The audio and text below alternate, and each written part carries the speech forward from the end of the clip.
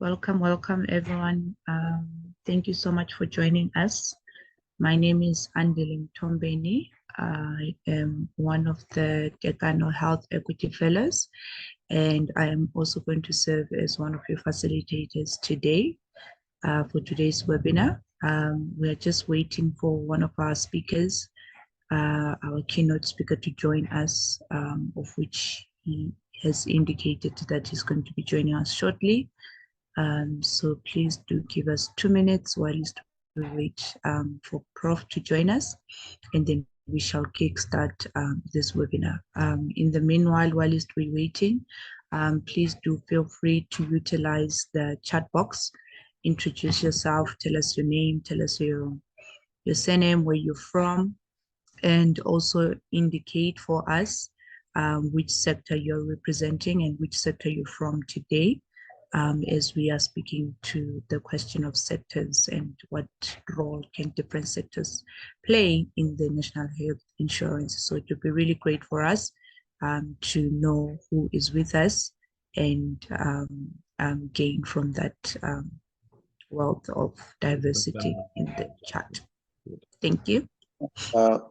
Andile, thank you. Prof has joined us, and also there's a hand from Elroy.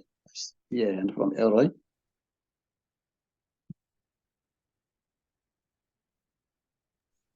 Thank you so much, Bernard, for that notification. Welcome, Prof. London. It is good to have you with us. Thank you once again, everyone, colleagues, for joining us this afternoon. Welcome to our speakers, Professor Leslie London, as well as Mr. Patrick Mdletshe. Once again, my name is Andile Mthombeni, and I am a Tekano Health Equity alumni and fellow, and we would like to thank the organizers and facilitators of this webinar series to discuss the national health insurance. We've got the colleagues with us in the group chat, the likes of Bernard, the likes of Hasina, Renee, and many other fellows from Tekano who decided to come together as fellows and thought it important for us to have a chat and a conversation about the national health insurance, this bill, which is going to be signed into law very soon by the president. So with that, we really do thank you, colleagues, for putting this work together and seeing it fit for us to have this conversation, not only amongst the fellows who are already working in the health equity space, but also in inviting other people in different sectors to also partake in this important discussion and conversation. We would also like to acknowledge and thank Tekano for funding this webinar series. And Tekano is a health equity space that is part of the broader and bigger Atlantic Health Equity organization. And so yeah, we would like to acknowledge and thank them for funding this work, and hopefully they will continue to do more in supporting the fellows in this kind of discussions. So before we begin, I'm going to do a recap and a summary of the webinar discussion that we had last week. Just for housekeeping, once again, please, if you're joining us, do indicate your name, your surname, and where you're from, as well as the sector that you're representing in the chat box below. There's also going to be a poll that is going to be posted for you to indicate which sector you're from. So please do kindly do that quickly for us in the chat box below. And then if you have any questions for our speakers, please do utilize the Q&A chat box section for our speakers in between, but we will have a Q&A section at the end to engage our speakers. So we'll start with Prof. Leslie London, and then we'll go to Mr. Mdletshe. But before we get to our speakers, this is the webinar series, of which the first webinar was hosted last week on the 17th of January. In that webinar, we had Russell Rosenberg, who is a health activist and works as a director for the Rural Health Advocacy Project. He was one of the speakers, and he did such an amazing job in laying the foundation and giving us a brief explanation of the National Health Insurance Bill and how that is different from the current existing National Health Act, and how this bill is not there to replace the National Health Act, but is there to serve as a fund in bridging the gap that currently exists in the South African health system, particularly bringing on board the poor and those coming from the socioeconomic backgrounds that disadvantages them from accessing quality healthcare within our system. Together with that, we had a fellow speaker, which was Yvette. Yvette is also a fellow from Tekano, and she is also a community health activist. And Yvette also spoke about the role of community health care workers and how they're going to be impacted by the National Health Insurance, and also touched on the issue of implementation of the NHI. So there was an explanation also of the current healthcare system and how 84%, I recall very correctly, Yvette laying the statistics for us about how 84% of the South Africans have access to the public healthcare system, whereas 16% have access to the private healthcare system, and majority of the healthcare workers are servicing the 16%, which indicates the inequality within our healthcare system. But even those who are accessing the private sector are also crying about how expensive the medical insurance is. Or medical schemes is. So there was that discussion as well as to how the International Health Insurance Bill that is being proposed is going to then aim to bridge those gaps and those inequalities and inequities within our health system. So today we have joining us Professor Leslie London, who is going to speak to us about the role of other sectors, what other sectors and how do other sectors contribute to making the NHI possible and beneficial to all South Africans. So that is the question that is at hand that our speakers are going to address for us this afternoon. So before I hand over to Prof. Leslie London, let me just do service and introduce Prof. Leslie for us. Professor Leslie London is a professor in the public health in the School of Public Health at the University of Cape Town, South Africa. He is the head of the Division of Public Health Medicine and leads the Health and Human Rights Program in the school, and is an active researcher in the Center for Environmental and Occupational Research in areas related to pesticides, farm worker health, neurotoxic and chemicals, and environmental health policy. He is a fellow of the Collegium Ramazzini, a member of the International Commission on Occupational Health, active in the People's Health Movement, and part of the steering committee of the Network on Governance and Conflict of Interest in Public Health. So we can see that we have an expert amongst us, and he carries so much wealth of knowledge within this topic of discussion. So thank you so much, Prof. Leslie London, for making time to be with us this afternoon. You've got 15 minutes to speak to us, and then we are going to take questions at the end once the other speaker has spoken. And I am going to introduce Mr. Patrick Mdletshe after Prof. Leslie London has spoken. So over to you, Prof. Okay, thanks so much, Andile, and thanks so much for the invitation. Without further ado, I just want to apologize for joining late because of problems with my Zoom, but hopefully it'll work.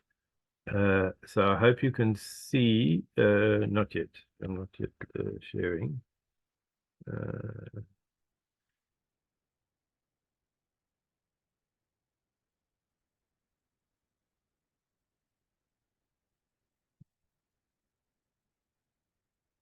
Okay, so you should be able to see now. I hope so.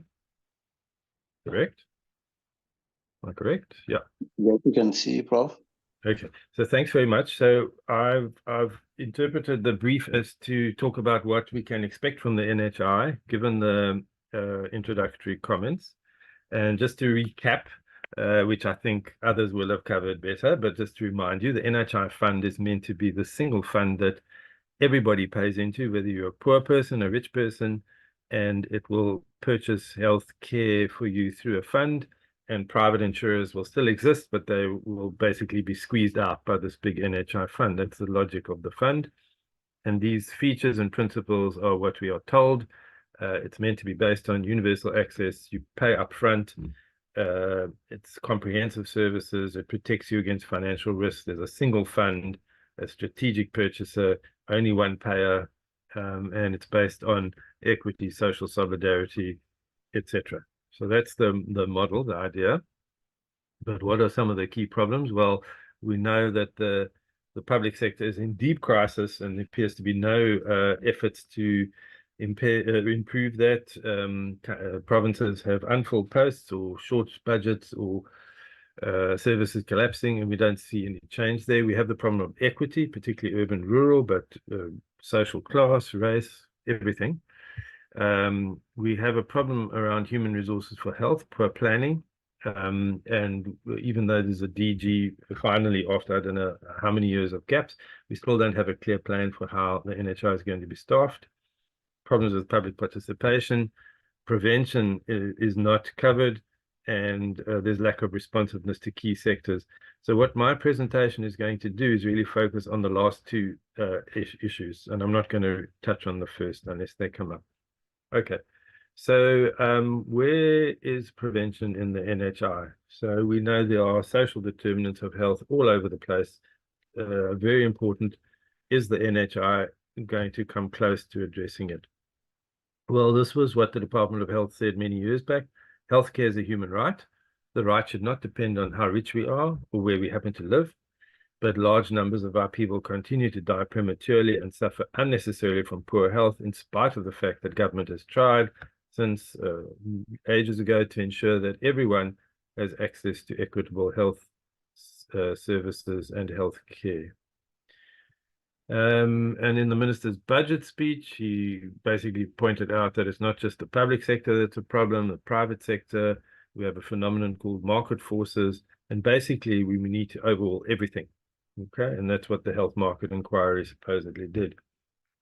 So if you look at the national health insurance, though, this is what the chapters are, and I've bolded the ones which have most of the content. So it's about how the NHI will be organized, it's how it will be financed, and how purchasing will operate. So essentially, it shows that the NHI bill is really about the financial arrangements for purchasing healthcare. Okay, and we'll come back to that. Okay, but the reality is people live in circumstances which are enormously determinant of their health and their well-being and their longevity, their life. We live in a country of huge inequality. Just to refresh your memory, the richest 10% of the country command 50% of the wealth in the country. The poorest 10% of the country command less than 1%, in fact, 1/5% of the wealth. So that ratio is quite obscene. We have enormous inequality, and some years back we passed Brazil to reach first place in world inequality. We are now the most unequal country in the world. And this slide should be really shocking to us, because here's public services, private services. It's quite old data, but it's about who gets to use it. And what you can see in the private sector, obviously, people who are wealthier have much better use of private sector services. In fact, the orange bar on the left would be GPs, and that's basically what poorer people are using in the private sector, whereas on the right-hand side, it's hospitals, private hospitals. But even the set of bars on the left, which is public sector utilization, there's still a gradient in favor of richer people. And this is quite shocking, because basically, the argument is, oh, well, the private sector will look after the people who depend, people who can afford it, whereas the public sector is for poor people. But actually, poor people get the least use out of the public sector. And that is really a deep problem. And that's kind of what the NHI is supposed to address. But what about prevention? Prevention is at the core of local government functions under the current National Health Act. And when the previous minister spoke about the NHI, and he spoke very forcibly, he made this point. I wish to take this opportunity to emphasize again that NHI will be based on a preventive and not a curative healthcare system. You spoke about primary healthcare being the heartbeat. That was in the white paper. But when you look at the white paper or the bill, there's actually no prevention dividend factored into the costing. When they present this model of how much the NHI is going to cost, they're not imagining that investing in things that will prevent disease will reduce costs. It's basically a simple model of how many patients there are, how much utilization there is, what it's going to cost everyone. So essentially what happened when the bill was put out, there was a National Health Council, a National Health Commission, which was supposedly there to effect collaboration. But that National Health Council isn't present in the bill. So it's not in the act that's going to be adopted. So we don't actually have a structure that's looking at how do we harness all those upstream factors. And there are contradictory directives within the bill that talk about we're supposed to provide comprehensive health services, but it also focuses on treatment guidelines, protocols for each condition. In other words, it's not actually very comprehensive. It's really about treatment. And that's part of the problem with what we see. So let's take things which are common. A non-communicable disease epidemic in South Africa is enormous. We are world leaders in the consumption of Coca-Cola. Our population per capita consumes 3 times more than the global average of Coca-Cola consumption. And over about 20 years, this is slightly old data, we doubled our per capita intake of Coca-Cola till 2010. And data that was collected at UCT show how supermarket food sales have increased astronomically in South Africa, even compared to high-income countries. And here's a visual representation of Cape Town in 2003, Cape Town 2013, and the expansion of supermarkets selling pre-processed, high in saturated fats and unhealthy foods, easily available in the poorest of areas. So if primary healthcare is indeed the heartbeat of the NHI, you would expect to see prevention mentioned strongly, featured strongly. But if you look at the bill, there are 7 mentions of the word prevention. 3 of those words talk about prevention of fraud, which I'm all for preventing. And 1 is about preventing duplication of services, which is fine. 1 is about, well, the responsibility of the National Department of Health is prevention, and that is true. But there are only 2 mentions of purchasing services that include prevention in the bill, in the entire long bill. And it's mentioned in relation to what are called CUPs, these contracting units for primary health care. So the NHI fund imagines that it will purchase what's called primary healthcare services through these CUPs. And the CUPs in the bill comprise district hospitals, clinics, community health committees, the ward-based outreach teams, private GPs in horizontal networks. And the tasks that the CUP are supposed to manage are identifying healthcare needs, identifying certified providers, monitoring contracts, monitoring disbursement of funds, accessing information to inform planning, improving access to healthcare, the functional referral system, issuing certificates of accreditation, facilitate the integration of public and private services, and resolve complaints. Well, I can't see any prevention in there. That is about managing services that are delivering care at primary care level to communities. It's important, but there's nothing in there about prevention. The ward-based outreach teams include community health workers, and we know that their scope of practice has been quite misused or abused or malaligned, basically helping the health service deliver curative care with very little prevention in that package. It's the municipalities that in the National Health Act primarily provide preventive services, water quality, food control, all those things. But there are many amendments proposed to the National Health Act, and it's mainly to bring in the District Health Management Office into the district and the District Health Council and district planning. And that management office takes on all the CUP functions. In fact, it is charged with liaison with provincial and municipal health authorities on any matter relevant. So we don't see in the Act, in the bill, any real grappling with prevention. It's basically happened somewhere else. And we know that what will happen is prevention will get marginalized. So who's going to lose sleep if we have poor immunization coverage? Municipal services currently, there's provincial services, there's a district health management office, and then there's the contracting units for primary care. The NHI funds will not go into worrying about immunization coverage. They'll go into managing how you deliver curative care for patients presenting, which is important, but it's an oversight that there is no prevention. So I'm just going to end off with a few slides about special populations or sectors, as was said. I can't speak comprehensively, so I'll just make some comments. So sex workers was an example raised. Well, basically, those contracting units for primary healthcare will have to decide what kind of services they're going to deliver. There's no guarantee that they will have any special services that will be suited to sex work. And whatever benefits are paid for by the NHI is decided by this Benefits Advisory Committee. And is anyone going to speak for sex workers in the Benefits Advisory Committee? Well, that will depend who is on that committee. And I'm pretty sure there won't be representatives on that committee who know anything about the health challenges facing sex workers. And in terms of the quality of care that sex workers get in the services, which we know can be appalling, that is really left to the Office of Health Standards Compliance. So they will, issue an audit. They might disaccredit a facility if it's really bad, but I can't practically see that happening, and especially because we know the Office of Health Standards Compliance is pretty dysfunctional at the moment, under-resourced, but also quite dysfunctional. Oops, so if we take a second population, LGBTI, it's the same problem. It's left to the CUPs. The Benefits Advisory will decide, the advisory committee.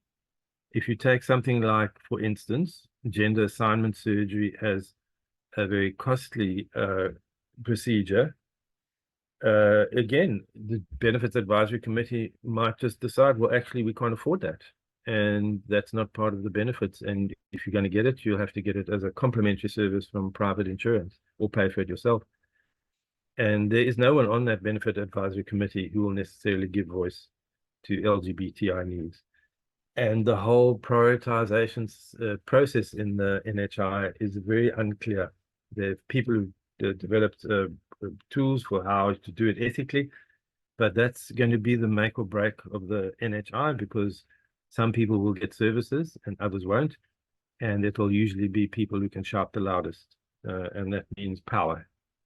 Of course, quality of service is the same issue with the Office of Health Standards Compliance. Let me talk about a third population, farm workers. Population I know quite well. So let's take the example of contraceptives. If a farm worker woman wants to get contraception, she'll go to the public hospital, could go to a local GP, but I'm afraid she won't be able to afford it, so that's a barrier. So what the NHI is doing is taking away that barrier so you can access the private GP. But what if you live in an area where there is no local GP, or the practitioner isn't interested in providing contraceptive services, or if there's no road to get there anyway? So the NHI is not really thinking about these things. If you think about high blood pressure in an urban area, you have hypertension clubs. Your clinic is maybe 5-10 minutes walk, or maybe a taxi ride. There are community health workers at least. In rural farming areas, getting to the clinic is contingent on the farmer, and there's no access for health workers to the farms because it's private property. You want to prevent high blood pressure, we know, less salt, more exercise, reduce alcohol, lose weight, all the things which you can't buy as a service very easily. You have to intervene upstream. And how feasible is it on farms if the NHI is about access to quality personal healthcare services? So we have a big problem with prevention there. I'll give you the illustration about fetal alcohol syndrome. It's very common in South Africa. We have the highest rates in the world. Costs to the economy are enormous. South Africa is a world leader. There's some rates of FAS below. What's the context? Well, we have a huge problem of alcohol on farms as a result of the DOP system, where workers were given alcohol, part of employment, and it became historical. So if you want to do something about preventing FAS, you can screen for it, you can treat it, you can provide special schooling, but that's not preventing it. If you want to prevent it, you have to do something about drinking. Well, in the immediate phase, you could prohibit sale to pregnant women, you could educate, you could screen at primary healthcare women, do motivational interviewing, put warnings on labels. But it's so tightly linked up with poverty that you're unlikely to intervene unless you look at upstream issues such as ending the DOP system, restricting.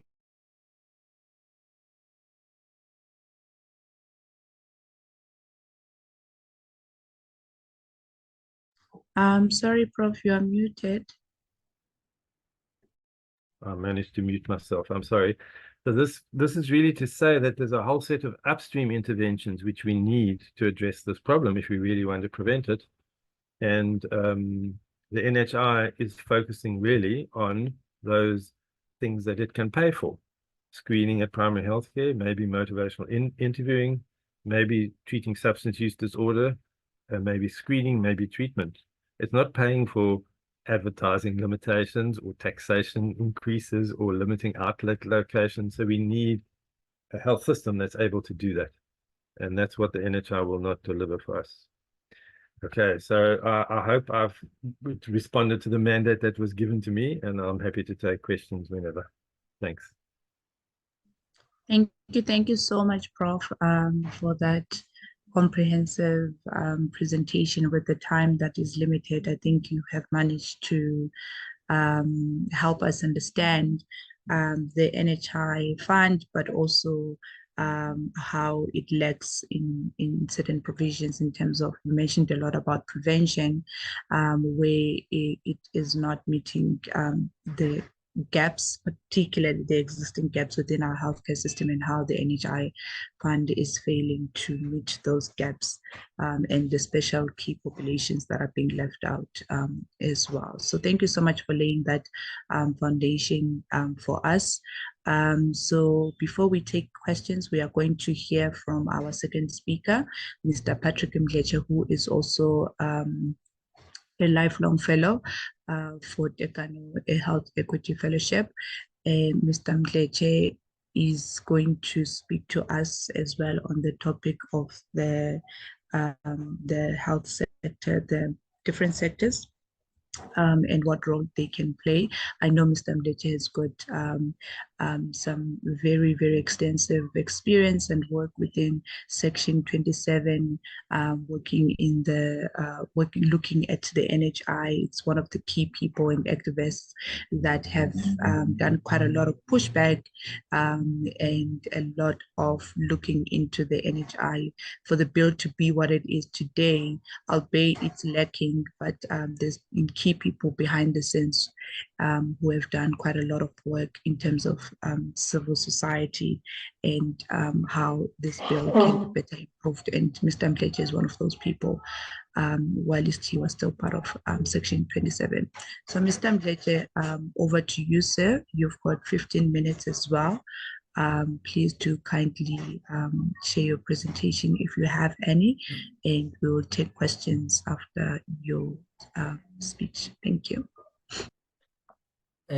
Good day, Andile, and good day to all the fellows, and good day to Prof. This London. It's a privilege and honor to share the stage with you all.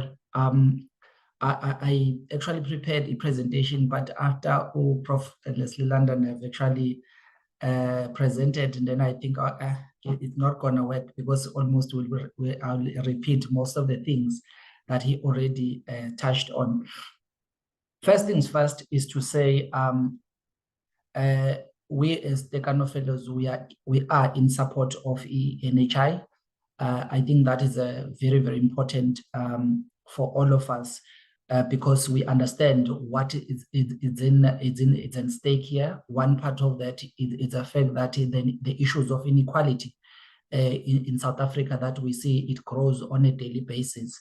So in one way or another, we need to find a way to bridge that gap. So NHI is that one of those hope that is going to bridge that gap. But however, also we want to make sure that there's a universal coverage for everyone and actually equal access to healthcare services despite of your economical status in the community.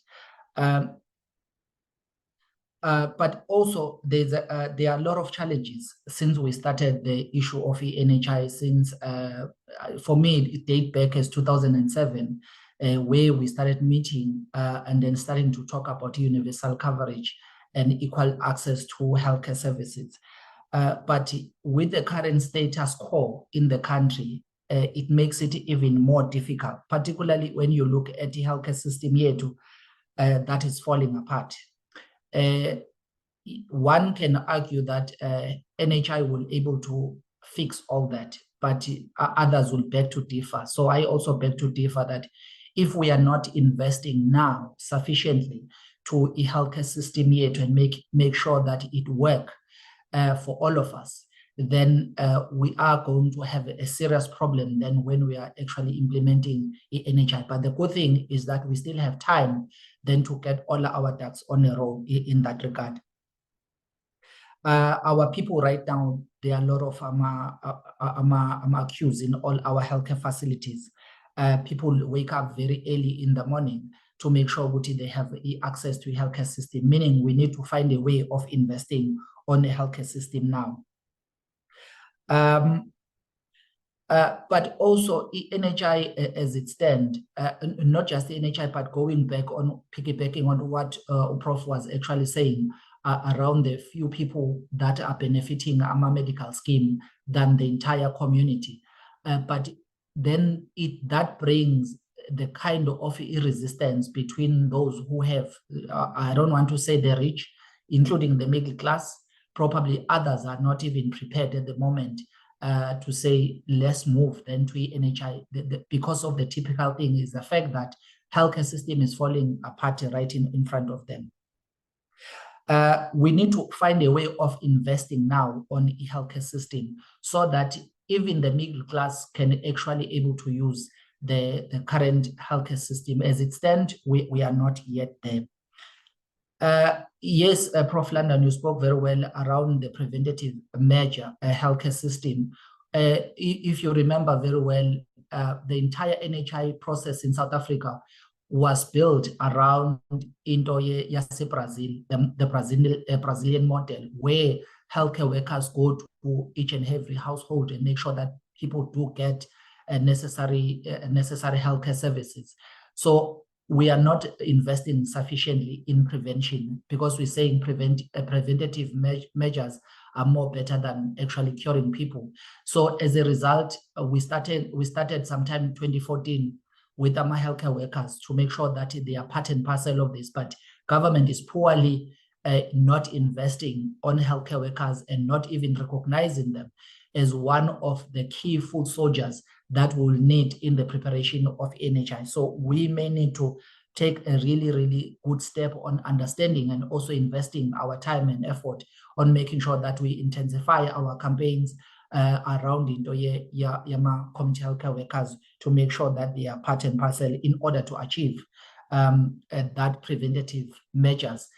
Not long ago in 2018, because we had a back and forth kind of discussions with the private hospitals or private sector in general, who were totally disagreed with the kind of healthcare system that we had, or also totally disagree with the NHI, which they made everything very, very impossible for the government to implement the NHI. Then in 2018, we saw a sudden change, which in some of the conversation, we started asking them, what was it that actually it's in for them? Why now they're actually accepting? What is it? Are they going to make more money? What are the loopholes? But we also hope our government is taking some of these moves seriously, and some of the things that we don't just regard as red flag, but we regard as some of the things that we can tangibly use moving forward in building NHI, not to make the richer or either the private sector even more richer. Because when you look at our rural areas as they stand, there will be people that will be left out, people working in farms, in communities. Then those are the people that will be really, really challenged to continue to access our healthcare services. Where I'm seated, I would have said government maybe now need them to start to invest in building new health facilities in rural areas, including in some strategic areas in farms as well, to make sure that people do have equal access or access to healthcare services. The NHI fund, as it stands, we are truly concerned around the issue of accountability, particularly around corruption. There's a centralization of power around the minister in terms of all the mechanism in terms of who is actually appointing, who is going to sit on those boards.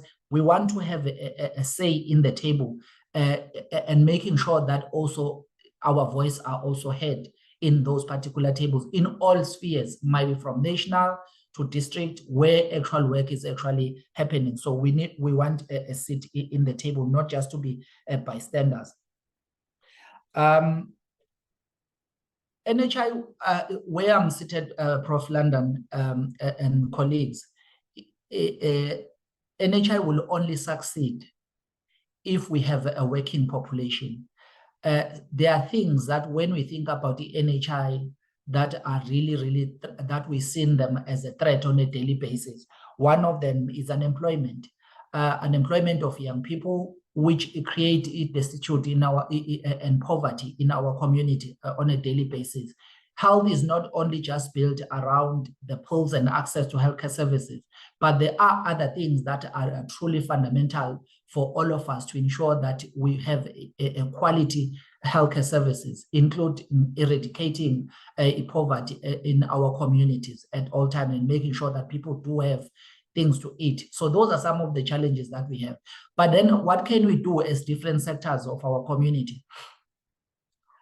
We need to make sure that first we read NHI Bill correctly, and then when there are calls for submission, we do that. Because as Prof have actually pointed out, the issues that are not explicit, it is just as we just assume that it will be almost one size fits all. Also, when you look at the benefits, the benefit package, it actually leave a lot of other people of our society, including the LGBTI community, sex workers, and others. So we need then to make sure we as sectors of society, we find ways and means of making sure that our voice are actually heard in those spaces, but also we continue to advocate for a strong healthcare system to make sure that when then the NHI fund is there, then we're able then to submit to make sure that people understand where we stand and where we are actually going and what we actually want to see, especially when it comes to the package of benefits for that will be provided by NHI. So we cannot just continue then as civil society at large, including the fellows of Tekano. We cannot just sit on a side and then criticize NHI.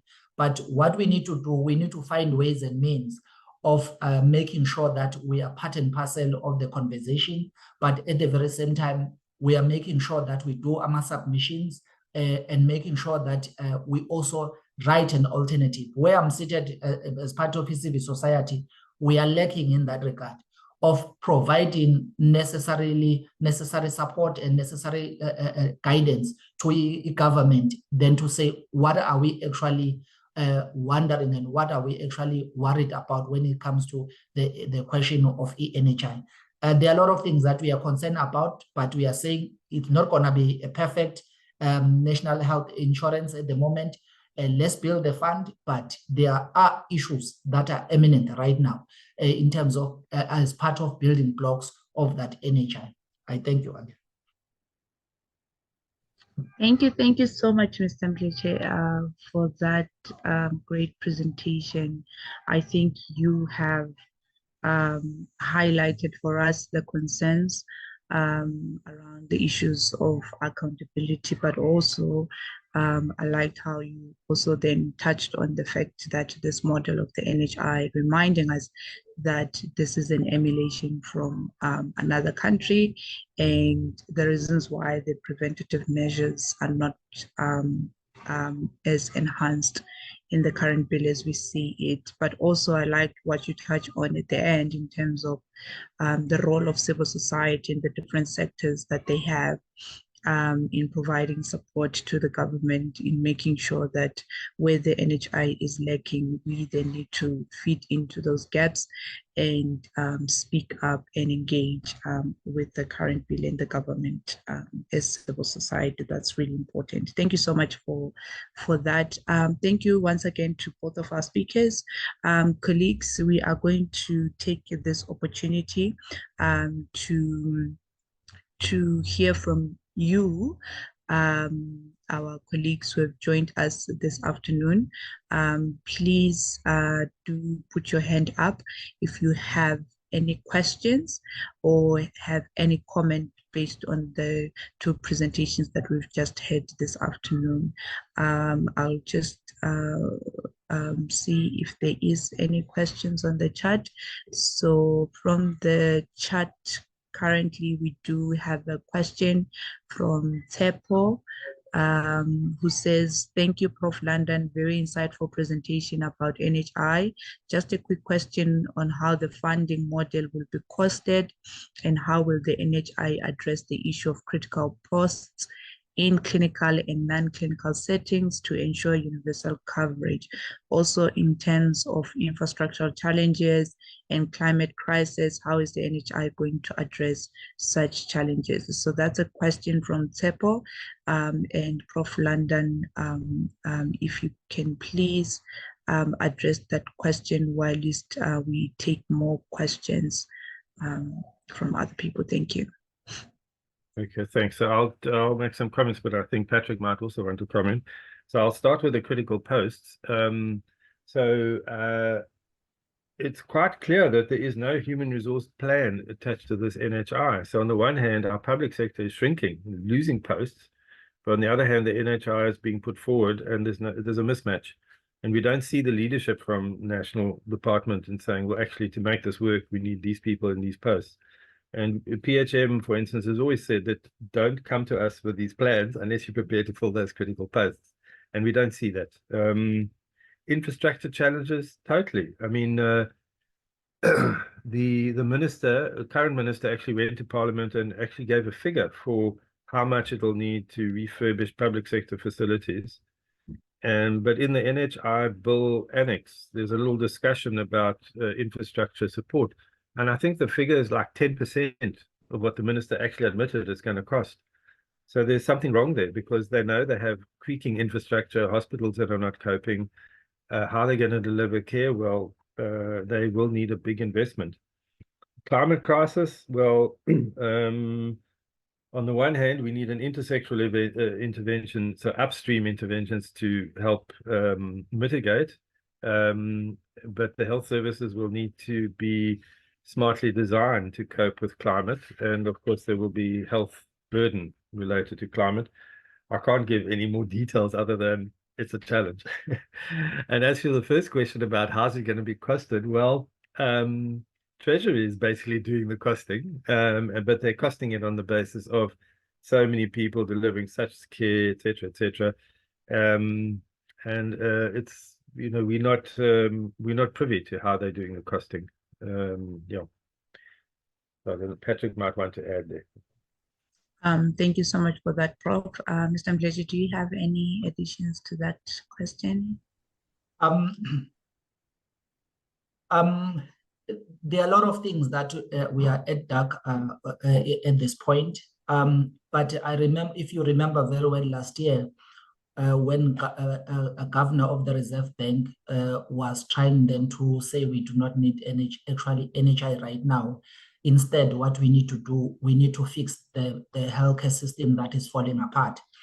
That spiked a serious debate among civil society, government, and everyone. Probably he was right, but I don't think that's what we needed. We needed NHI now, but at the very same time, in the very same token, we needed a government to seriously invest on the healthcare system right now, because you cannot, by the time we actually implement the NHI, you'll find that there will be serious costs that will be associated in terms of building or mending or overhauling the entire system. There will be so much money that will be actually needed for that. But what is also concerning it's our budget cuts. Under Section 27 of the Constitution, it clearly says that our healthcare system needs to be a progressive, realizable kind of a dream. At the moment, we are in contrast with the Constitution because our healthcare system is actually regressing. Our healthcare system is actually regressing literally because of this budget cut. And we started seeing this budget cut back as 2014 because of the poor investment, meaning the actual cost of NHI at the end, it will be in trillions. So which we cannot actually afford to. So we need to ensure that we invest on the healthcare system now to reduce the cost later. At the moment, we are not sure about the actual figures, but they just spoke about certain figures that we may need to kickstart the NHI and setting up the actual system. The issue of climate change, as I said earlier, you cannot look at the NHI as a single saver of South Africa challenges. We need to speak about the issues of access to food. We need to continuously campaign about the climate change and also continue to advocate for climate change funding for South Africa and the issues of food and all that. So all these are the things that will be needed to make sure that the NHI is not just a single health issue, but also we need to continue also to push on other barriers that are a hindrance into healthcare system and the ecosystem of our country, to make sure that when we build NHI, then we are building NHI that truly going to benefit us instead, not just it's going to benefit a few things. Thank you so much, Mr. Mdletshe. I see that we are getting more questions in the Q&A box. So speakers, also feel free to answer some of the questions in the Q&A box. You can answer them live. You can type the answer just in case we don't get enough time to answer all the questions. But just to go through one or two of the questions that have just come in. One of the questions is from Kalalelo, who's from the private sector. She's asking the question concerning the implementation of the NHI. Will it be a phased approach in terms of rolling it out to the public, and also considering the current challenges in the healthcare sector? How long will it take before it becomes compulsory? And then the other question is a quite longer question. I would encourage the speakers to type their answers there. There's another one that just came in from Tracy.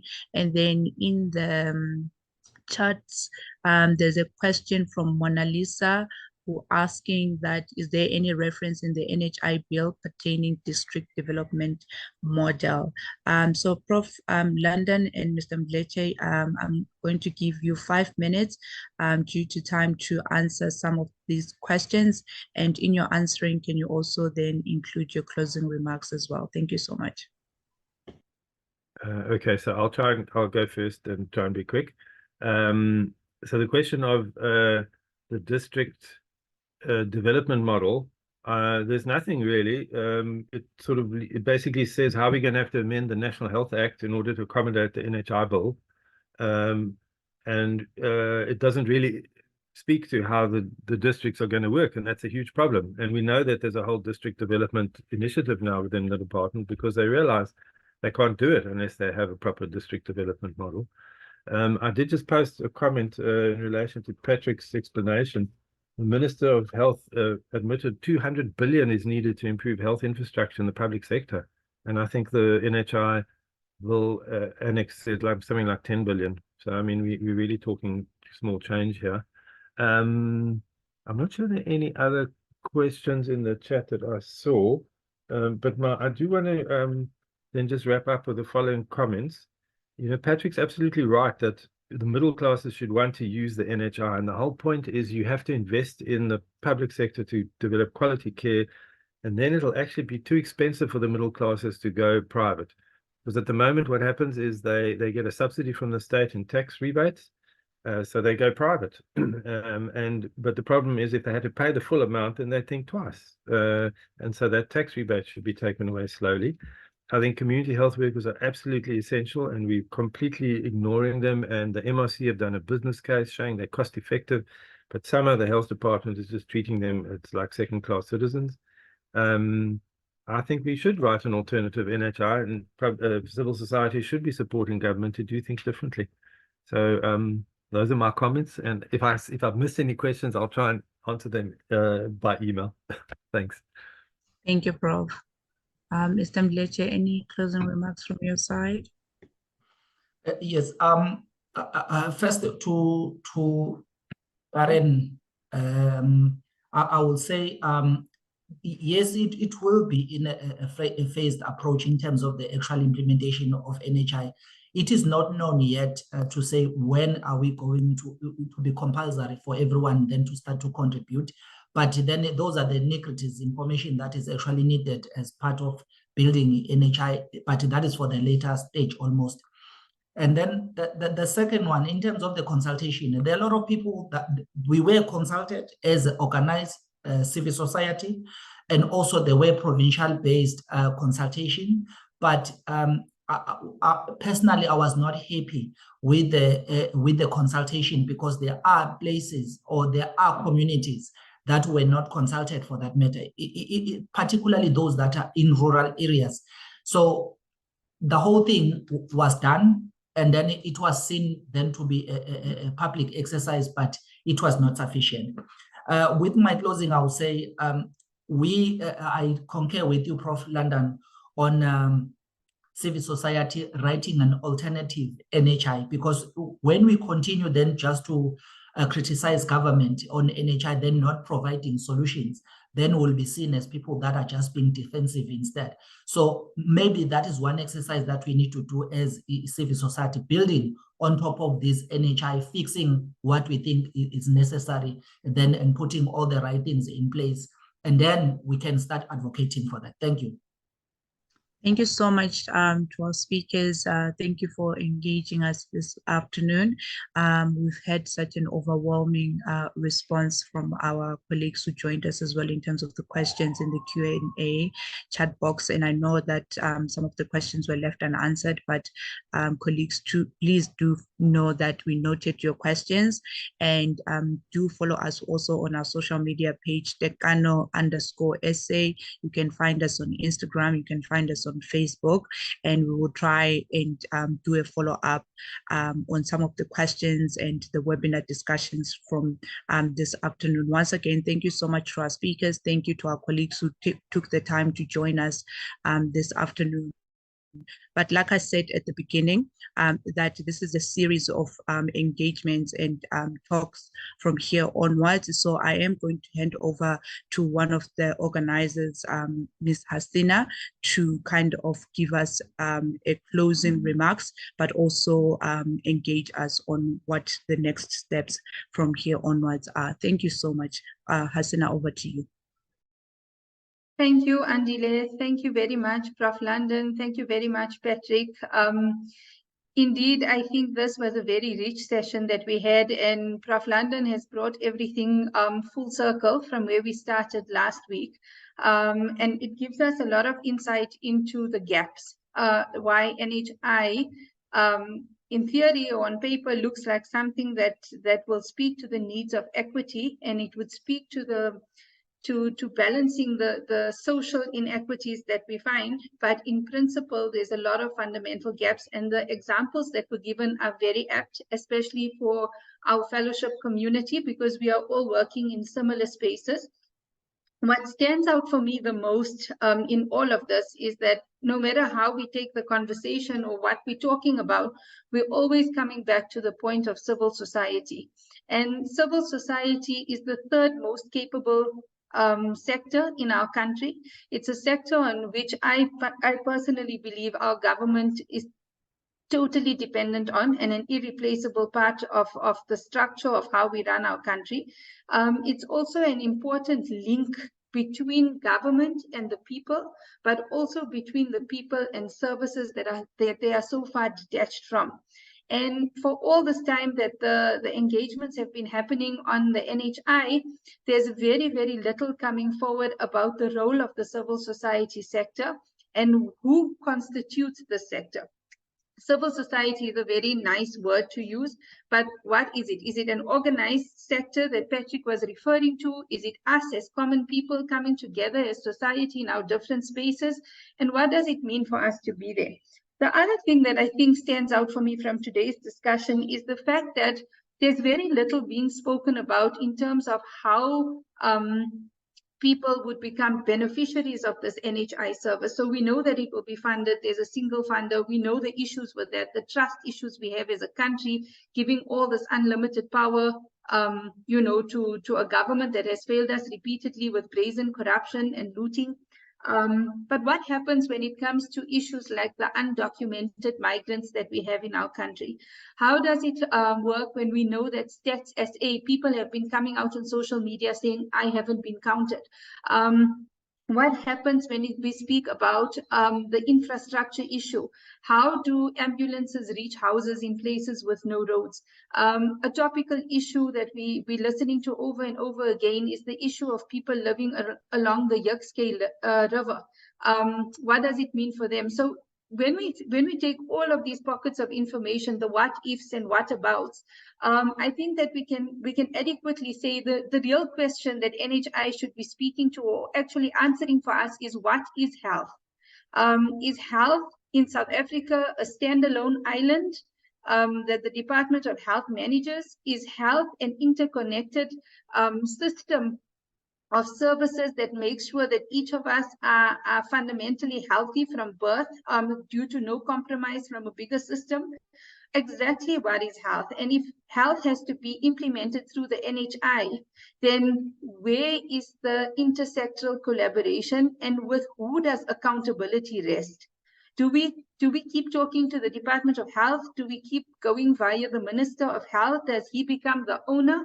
Where does the sectors for housing, the sectors for water and sanitation, the sectors for roads and infrastructure, where are they in the whole setup of this? Because if they are fundamentally left on the side, when they fail at their jobs, like they are, health fails, and we become ill as a country, but we become so deeply ill that it will take a lot more than medication to help us to heal. And I think one of the worst things that would emerge is that we would fracture our society completely. We would take the society and just limit privileges and benefits for those who have, and everybody else would become a have-not. Having said that, we need to look at accountability amongst ourselves and within our sectors. Which sectors do we fall under? What work are we doing? How do we raise the voice? And that takes me back to the very powerful statement about rewriting NHI, our own NHI that can improve on and capacitate and build the NHI dream that South Africa has put forward. And in doing that, we are hosting 2 in-person gatherings, one in Gauteng and one in Cape Town. And they will be hybrid events, so people can join in through the whole 3 days. The dates will be communicated. We're also going to start a dedicated WhatsApp group for anyone who wants to engage further. And through this group, we will look at opportunities to host more engagements online like this with answering specific questions. So the information for the group chats will be shared. The recordings will be shared of this session and the previous one. And then we will look at the in-person gatherings. Please let us know if you are in Gauteng and in Cape Town on the available days that we have. And if you would like to join, every participation is a valued one, and we look forward to seeing you there. Thank you, Prof. London. Thank you, Patrick, Andile, Renee, Bernard. Thank you, everybody, for joining.